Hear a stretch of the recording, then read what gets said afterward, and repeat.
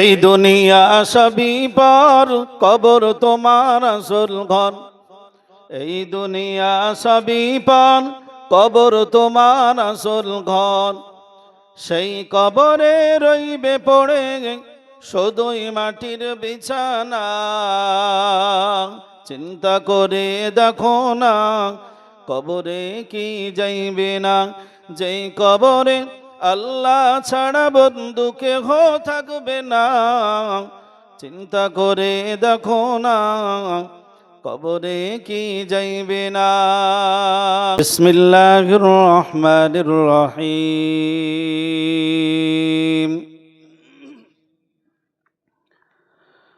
নাহমাদুহু ওয়া নুসাল্লি আলা রাসূলিহিল কারীম। আম্মা বা'দু فيا أيها الحاضرون رحمنا رحمكم الله. فقد قال الله تعالى في كلامه المجيد والفرقان الحميد: فأعوذ بالله من الشيطان الرجيم. يا أيها الذين آمنوا لا تتخذوا اليهود والنصارى أولياء بعضهم أولياء بعض ومن يتولهم منكم فإنه منهم إن الله لا يهدي القوم الظالمين. وقال النبي صلى الله عليه وسلم: خيركم من تعلم القرآن وعلمه. إن الله وملائكته يصلون على النبي يا أيها الذين آمنوا صلوا عليه وسلموا تسليما. درود اللهم صل على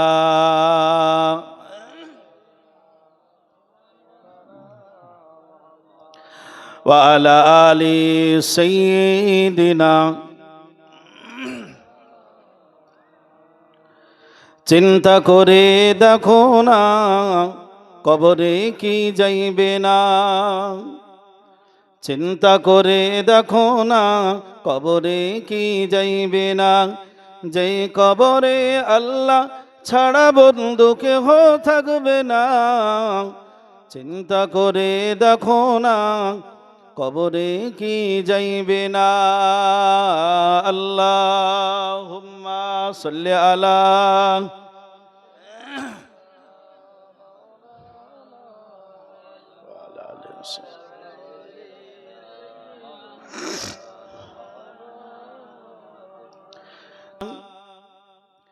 এই দুনিয়া ছাড়িয়া কোথায় যাইবে ভাগিয়া। মরণের সময় আমাদের যখন আসবে, আমরা কোথাও পালিয়ে রক্ষা পাবো বাবা, কোথাও গিয়ে ঠাঁই পাবো? তাই কবি বলছেন, এই দুনিয়া ছাড়িয়া কোথায় যাইবে ভাগিয়া। এই দুনিয়া ছাড়িয়া কোথায় যাইবে ভাগিয়া। মরণ তোমার লইবে ঘিরে যতই করো বাহানা। চিন্তা করে দেখো না, কবরে কি যাইবে না। যে কবরে আল্লাহ ছাড়া বন্ধু কেহ থাকবে না। চিন্তা করে দেখো না, কবরে কি যাইবে না। আল্লাহুম্মা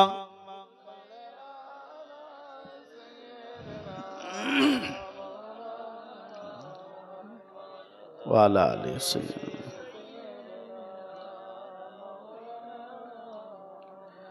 আলহামদুলিল্লাহ, সমস্ত প্রশংসা মহান আল্লাহ পাকের দরবারে। প্রিয় নবী রাসূলুল্লাহর প্রতি অসংখ্য দরুদ। সমাবিষ্ট বয়োজ্যেষ্ঠ বয়কনিষ্ঠ প্যারে হাজিরানে মজলিস, মঞ্চে উপবিষ্ট স্বনামধন্য মহামান্য সম্মানিত ওলামা হযরতগণ, পর্দা নাসিনী ধার্মিকা শ্রদ্ধাময়ী মমতাময়ী আমার আম্মাজান বাবুজান সকলকে আমি গুনাহগার আমার আন্তরিক সালাম, শ্রদ্ধা, ভালোবাসা। আজকে খুব ভালো লাগছে যে আমরা বৈদ্যপুর উত্তর পাড়ার মানুষ একত্রিত হয়ে এই রকম একটা বাৎসরিক ইসালে সওয়াব, যেখানে না বাজার আছে, না ঘাট আছে, না হই হুল্লা আছে, না দোকান পাসারি আছে, খুব সুন্দর একটা মজলিস আমরা কায়েম করতে পেরেছি। ঠিক না ভুল? এই রকম ওয়াজ জলসা, বড় জলসা দিলে শোনাও যায় না আর করাও যায় না।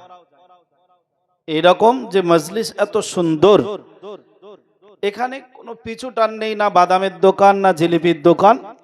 আল্লাহ পাকের শুকরিয়া যে উত্তর পাড়ার ছেলেরা, উত্তর পাড়ার বাবাজিরা মিলে, কচি কচি বাচ্চারা মিলে এই রকম একটা মজলিস করেছেন।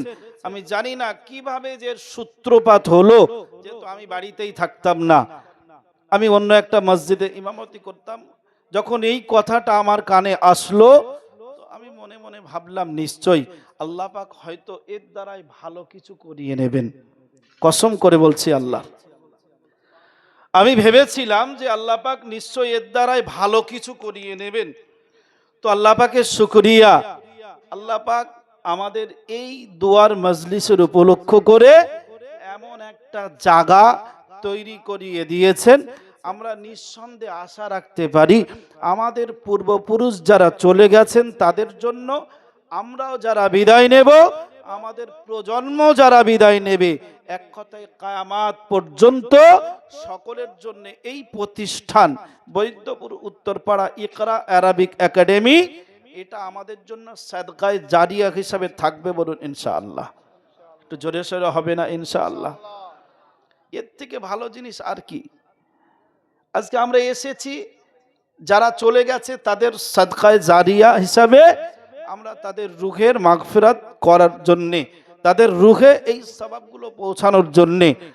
আর আমরা যদি বিনা বলা চাওয়া পাওয়াতেই যদি এই প্রতিষ্ঠানের মাধ্যমে এরকম কিছু কবরে শুয়ে শুয়ে পাই, তাতে আমাদের লাভ হবে না ক্ষতি হবে? ভাই, লাভ হবে না? জি।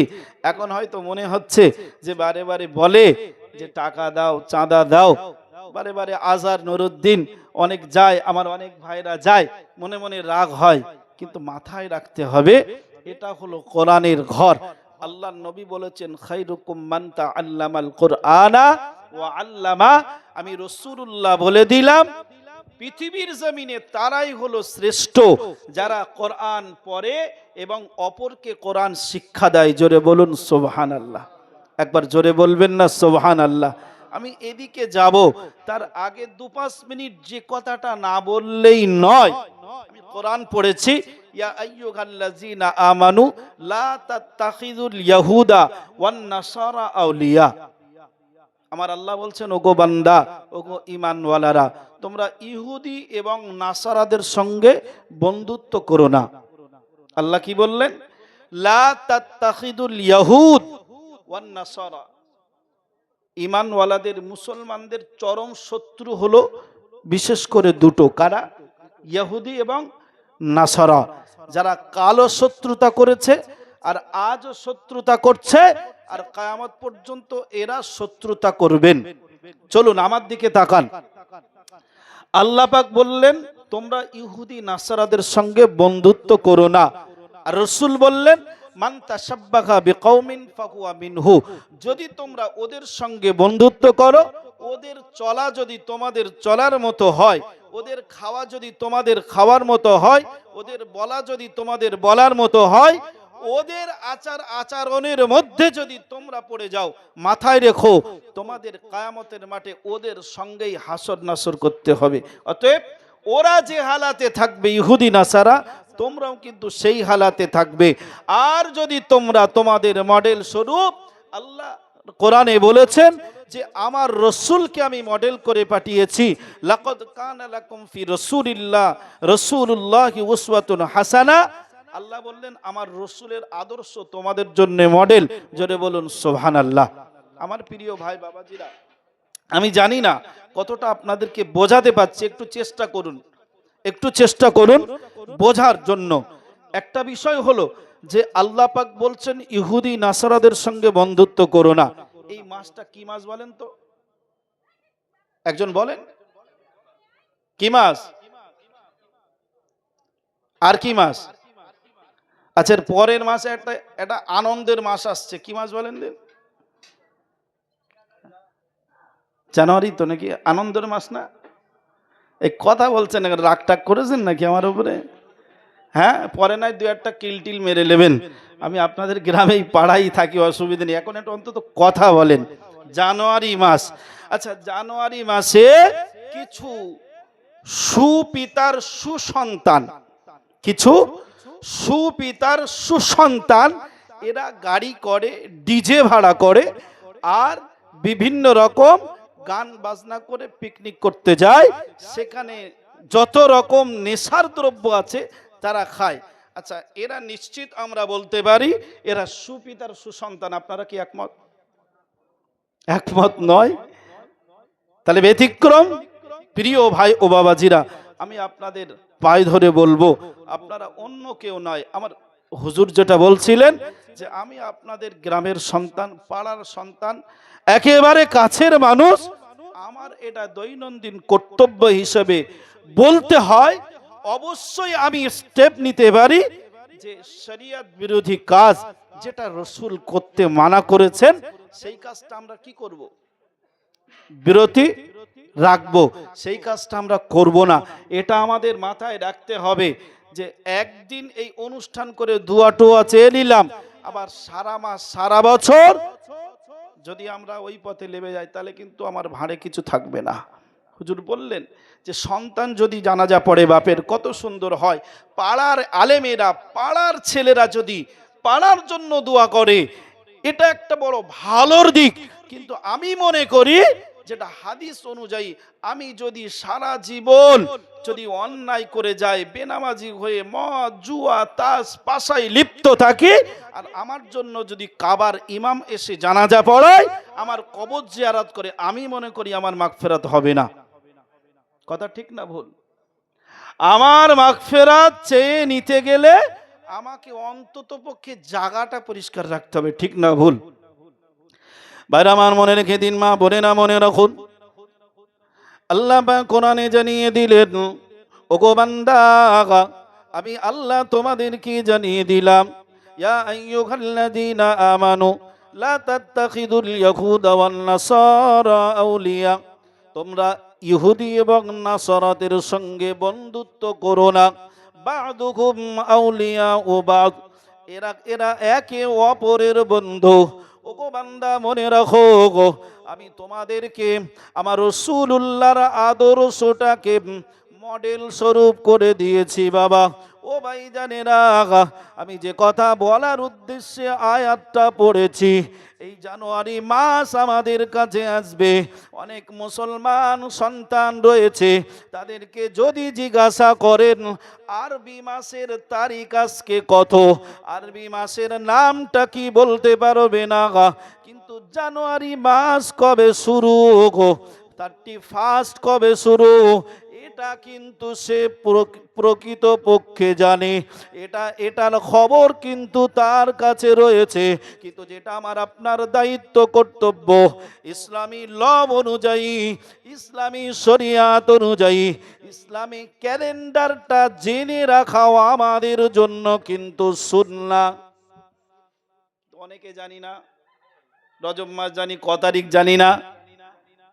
ভাইরা আমার মনে রাখুন, মা বোনেরা মনে রেখে দিন, ও গ্রামবাসী ভাইজানেরা খেয়াল করে শুনুন, আমি আপনাদের রাগানোর জন্য বলছি না, পাড়ার সন্তান হিসাবে আল্লাহ পাক রব্বুল আলামিন আমাদের দ্বারাই এত সুন্দর একটা প্রতিষ্ঠান করিয়ে নিয়েছেন। এখন আমাদের দায়িত্ব হলো, আমাদের কর্তব্য হলো এই প্রতিষ্ঠান বৈদ্যপুর উত্তরপাড়া ইকরা অ্যারাবিক একাডেমিকে কিভাবে আগিয়ে নিয়ে যাওয়া যায়, এই প্রচেষ্টা আমাদেরকে করতে হবে। হবে তো নাকি ভাই? এখন এটা যদি আবাসিক মাদ্রাসা হতো, আল্লাহ সাক্ষী আছে, আলমগীরির এত যোগাযোগ আছে, যেহেতু আমি গুজরাটে পড়েছি তো, আর এই পশ্চিমবাংলায় যত মাদ্রাসা চলে আবাসিক মাদ্রাসা, গুজরাটের দান ছাড়া চলে না, এটা আমি বড় গলায় বলতে পারি। আমি যখন গুজরাটে পড়ছি কান্থানিয়ায়, রহমান আমাদের বুড়িপুকুরির সেক্রেটারি গেছে, রওশন আলম সাহেব পাগড়ি বেঁধে, এত দেখেছেন কিরাম দেখতে, অনেকে চেনেন হয়তো। তো আমার হুজুর বলছে আমাকে, আলমগীর দেখ তেরা বাঙ্গাল সে ভিখারি আ গায়া। একটা মাদ্রাসার বড় শিক্ষককে বলছে, আমরা যার সামনে যেতে ভয় পেতাম, বলছে আলমগীর দেখ তেরা বাঙ্গাল সে ভিখারি আ গায়া। আমার অন্তরে খুব খারাপ লেগেছে, আমি বলছি এত বড় একটা আলেমকে ভিখারি বানিয়েছে। একটা আনন্দ করে বলেছে, বিষয়টা ওদিকে নয়, বিষয়টা হলো যদি আবাসিক মাদ্রাসা হতো, আল্লাহ সাক্ষী আছে, এত দান এনে দিতাম আপনারা নিয়ে উঠতে পারতেন না। কিন্তু এখানে যাকাত সাদকাত চলবে না, কথা বুঝতে পারছেন ভাই? এখানে যাকাত চলবে না। যদি যাকাত চলতো, আমরা অতি শীঘ্র একটা যাকাত ফান্ড করছি আলহামদুলিল্লাহ, আলোচনা আমাদের চলছে। আল্লাহ যদি তৌফিক দান হবে, সেখান থেকে আমাদের গ্রামের দুস্থ গরিব অসহায় যারা জাকাতের যোগ্য, যারা জাকাতের যোগ্য, তাদের জন্য একটা ব্যবস্থা আমরা শুরু করেছি আলহামদুলিল্লাহ। কিন্তু এই মাদ্রাসাটা আমাদের একটা মক্তব আকারে ফুটিয়ে তুলেছি, ঠিক কিনা বলেন? এখানে আমরা জাকাতের পয়সা লাগাতে পারি না, হয়তো গোপনে খরচ করব। বাচ্চা কাচ্চারা কি শিখবে? আল্লাহর কাছে তো আমরা ধরা পড়ে যাব ভাই। সেই টকের জ্বালায় পেলগে তেঁতুল তলায় বাস হয়ে যাবে, তাহলে আমাদের কোনো লাভ হবে না। তো আমরা যদি এগিয়ে আসি, আমাদেরই বাচ্চারা শিখছে, আমরা যদি অল্প অল্প করে এগিয়ে আসি, নিশ্চিত এই প্রতিষ্ঠানটা আরো আগিয়ে যাবে, বলুন ইনশাআল্লাহ। আর আল্লাহ যদি কোনোদিন আবাসিক আকারে 2-10টা ছেলে বা মেয়ে যদি এখানে রাখার তৌফিক দেয়, সেদিন আপনাদের কাছে আর হাত পাতবো না ইনশাআল্লাহ, কথা দিয়ে গেলাম। বাইরে আমার মনে রেখে দিন, মা বোনেরা মনে রাখুন, আল্লাহ নবী বলেছেন, খায়রুকুম মান তাআল্লামাল কুরআন ওয়া আল্লামা। ও আমার গ্রামবাসী বাবাজি ভাইরা, ও উত্তর পাড়ার যুবক জনেরা, একটু খেয়াল করে শুনে রেখে দাও। কোরআনের মর্যাদা, কোরআনের সম্মান আমি ইতিপূর্বে বলছিলাম। কোরআন শরীফ আমরা পড়ি, অনেকে কোরআন শরীফ আমরা বুঝি না।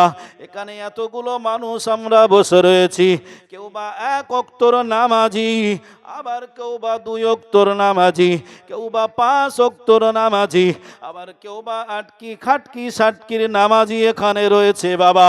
ও ভাইজানেরা মনে রাখো, আমি যদি এখন জিজ্ঞাসা করি প্রতিটি নামাজিকে, সূরা ফাতিহা ছাড়া তো নামাজ হয় না, একজন দাঁড়িয়ে বলো সূরা ফাতিহার 7টা আয়াতের অর্থ কি? না না না, হয়তোবা 1-2 জন বলতে পারবে, কিন্তু এটা আমি করজোর করে, এটা আমি কঠিনভাবে বলতে পারি কি, যে সমস্ত বাচ্চাগুলো আমাদের মাদ্রাসাতে পড়ে ক্লাস 1, 2, 3, 4, যখন আমরা এক এক স্টেপ বাই স্টেপ ক্লাস শুরু করে যাব, সূরা ফাতিহা তো দূরের কথা, এই সমস্ত বাচ্চাগুলো একদিন এই স্টেজে বসে এরাই সূরা ফাতিহা সহ কোরআন শরীফের ব্যাখ্যা করবে। জোরে বলুন সুবহান। একটু জোরে হবে না সুবহানাল্লাহ? একটু তাকবীর দেন তো, নারে তাকবীর, নারে তাকবীর, সিলসিলায়ে মুজাদ্দিদুজ জামান, নারে তাকবীর। যে বাচ্চাটা স্কুলে পড়ছে ক্লাস 1, 2, 3, 4, ওই বাচ্চাটা যদি, ওই বাচ্চা স্কুলে পড়ছে, ওই বাচ্চা অল্প সময় দিয়ে মাদ্রাসায় পড়ছে, ওই বাচ্চা একদিন দাঁড়িয়ে এই স্টেজে বসে যখন কোরআনের তাফসীর করবে, আপনারা খুশি না বেজার হবেন বলেন? সেই রকম দিশায় আমরা ছুটে চলেছি। আপনারা যদি সাথে থাকেন, আমরা এগিয়ে যাব ইনশাআল্লাহ। সাথে থাকবেন তো? আমার বাবাজি ভাইরা, আল্লাহ কবুল করেন, বলুন আল্লাহুম্মা আমিন। যে কথা বলছিলাম কোরআনের সম্মান, হযরতে ওমরে ফারুক রাদিয়াল্লাহু আনহু মুসলিম জাহানের দ্বিতীয় খলিফা, আমরা নাম শুনেছি মুসলিম জাহানের দ্বিতীয় খলিফা হযরতে ওমরে ফারুক রাদিয়াল্লাহু আনহু, এনার শাসন আমলে ইনি নাফে ইবনে আব্দুল হারিসকে মদিনার গভর্নর করেছেন। তাকে নাম মনে রাখতে হবে, যদি নাম মনে না রাখেন ওয়াজ বুঝতে পারবেন না। নাফে ইবনে আব্দুল হারিসকে মদিনার গভর্নর করেছেন হযরত ওমর ফারুক রাদিয়াল্লাহু আনহুর পিরিয়ডে। বাইরে আমার মনে না খুলমা বলে না মনে রেখে দিন, নাফে ইবনে আব্দুল হারিস রাদিয়াল্লাহু তাআলা আনহু যখন মদিনার গভর্নর হলেন, নাফে ইবনে আব্দুল হারিস একজন আল্লাহ পাকের প্রিয় বান্দা ছিল। তিনি রাসূলুল্লাহর যেমন একদিকে সাহাবী, অন্যদিকে আল্লাহ ভীরু, প্রচন্ড ভাবে আল্লাহকে ভয় করত। তিনি যখন মদিনার গভর্নর হয়ে গেলেন, তিনি প্রতিটি দপ্তরগুলো ঘুরে ঘুরে দেখছেন। কখনো বা শিক্ষা দপ্তর, কখনো বা মেডিকেল দপ্তর ঘুরে, কখনো বা বন দপ্তর ঘুরে, কখনো বা প্রশাসনিক দপ্তরগুলো ঘুরে। নাফে ইবনে হারিস, নাফে ইবনে আব্দুল হারিস রাদিয়াল্লাহু তাআলা আনহু তিনি মনে মনে ভেবে নিলেন, আমার নেতৃত্বে যদি, আমার বর্তমানে যদি আমার মদিনার কোন দপ্তরের কোন সমস্যা হয়, আমি নাফে ইবনে আব্দুল হারিস কাল কিয়ামতের মাঠে আল্লাহর কাছে ধরা পড়ে যাব। আমাদেরও নেতা মন্ত্রীরা আছে, তারাও হয়েছিলেন নেতা আর মন্ত্রী। ও বাবাজি ভাইরা মাথায় রাখুন, ভুলামাই বুঝবেন না, কথাগুলো বোঝার চেষ্টা করুন। তারা কেমন লিডার ছিল, কেমন নেতা ছিল, আর আমাদেরও নেতা রয়েছে, লিডার রয়েছে। ও ভাইরা মাথায় রাখুন, তারা কতটা আল্লাহ ভীরু ছিল, আর আমাদের নেতাকে তারা কতটা আল্লাহ ভীরু। কথা কোনো পার্টির অ্যাঙ্গেলে নেবেন না, পায়ে ধরে বলি, আমি বোঝানোর চেষ্টা করছি আপনাদের। ভাইরা আমার মনে রেখে দিন, মা বোনেরা মনে রাখুন, নাফে ইবনে হারিস রাদিয়াল্লাহু আনহু যখন সমস্ত দপ্তরগুলোকে ঘুরে ঘুরে ঘুরে ঘুরে দেখলেন, একবার গেলেন শিক্ষা দপ্তর ঠিক আছে কিনা, শিক্ষা সঠিকভাবে মদিনার মানুষ পাচ্ছে কিনা, মদিনার স্কুল ইউনিভার্সিটিগুলো ঠিকঠাক চলছে কিনা। আবার একবার চলে যায় বন দপ্তরের বন্য প্রাণীগুলো ঠিক আছে কিনা। কারণ একজন আল্লাহ ভীরু নেতা যতটা মানুষকে খেয়াল করে, ততটা আল্লাহ পাকের প্রতিটি মখলুকের দিকে তার খেয়াল থাকে। জোরে বলুন সুবহান। এখন নেতা যদি নেতার মতো হতেই হয়, তাহলে দেখুন আমরা ধরা খেয়ে গেছি, কোনো রেহাই নেই।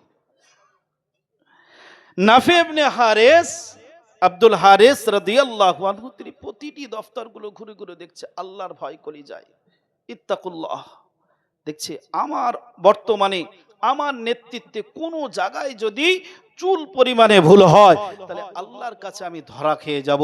এই দায়িত্ব কঠিন দায়িত্ব, এই জনগণের দায়িত্ব বড় কঠিন দায়িত্ব ভাই।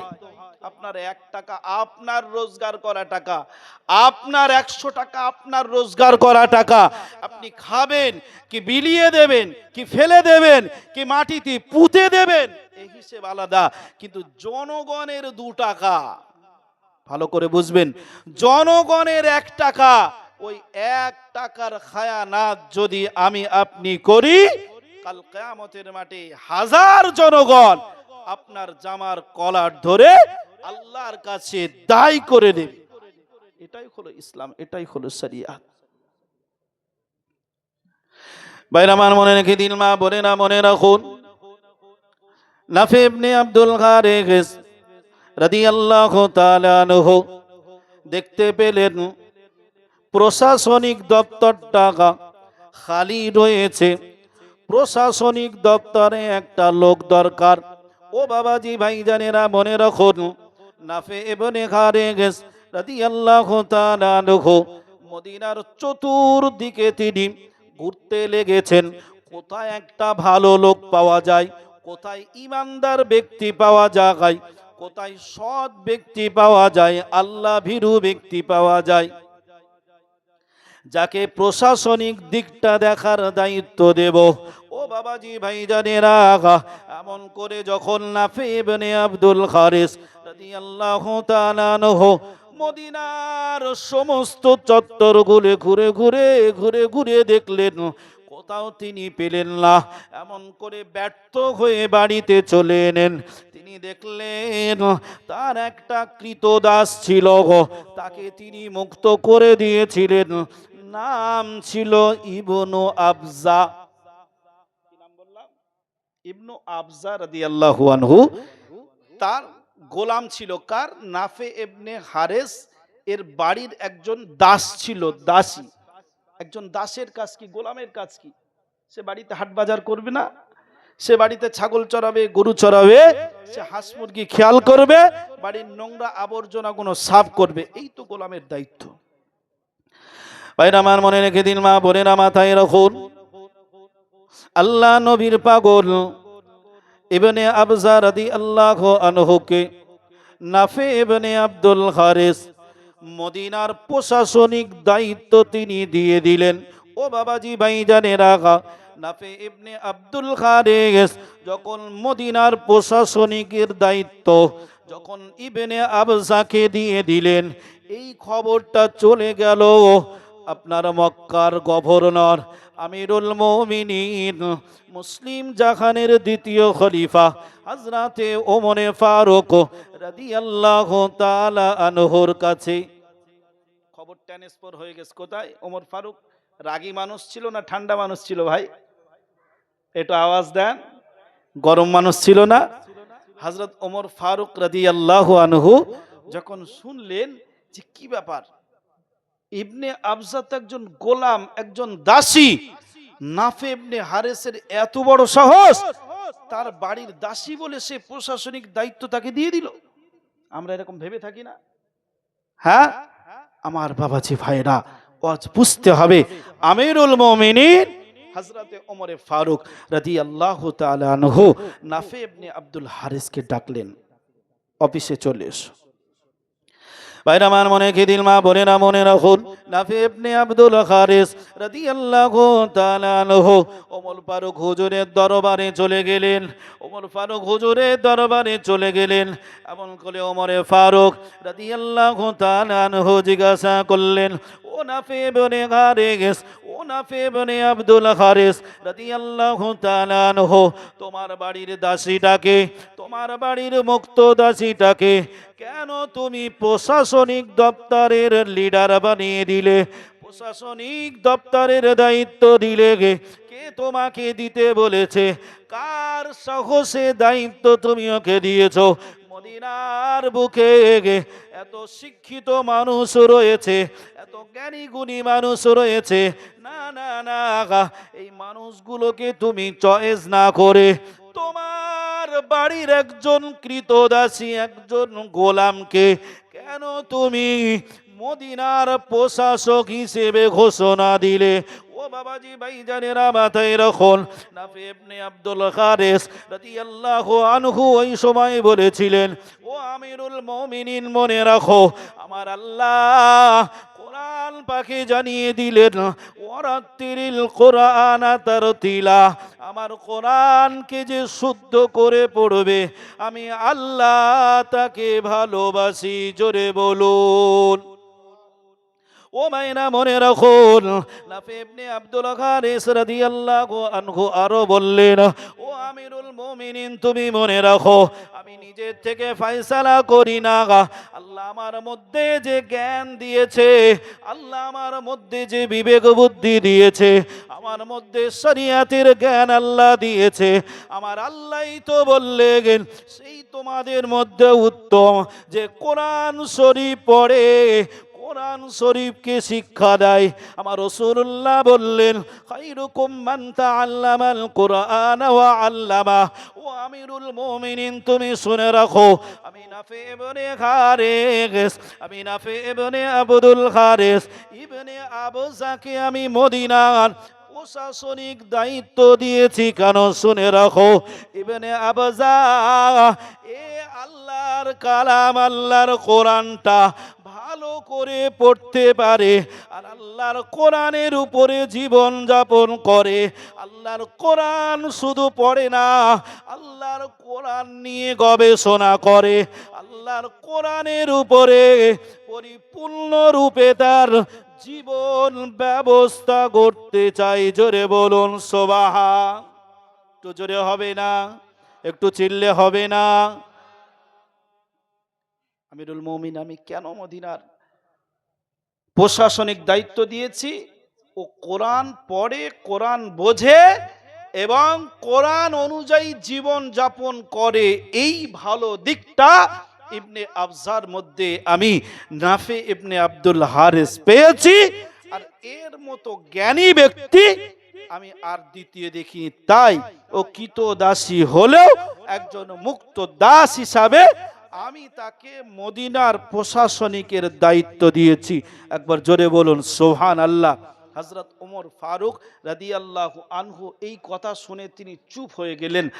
আর একটা বাক্য তিনি বলতে পারলেন না, কারণ যেখানে আল্লাহর কোরআন রাসূলের হাদিস দিয়ে তিনি দলিল দিয়ে বুঝিয়ে দিয়েছেন, আজও সেই কথা আমরাই বলছি যে কোরআন পড়নে ওয়ালা আর কোরআন পড়ানে ওয়ালা সব থেকে বেহতার পৃথিবীর মধ্যে সেই জায়গা উত্তম যে জায়গাতে কোরআন পড়া হয়। জোরে বলুন সুবহানাল্লাহ।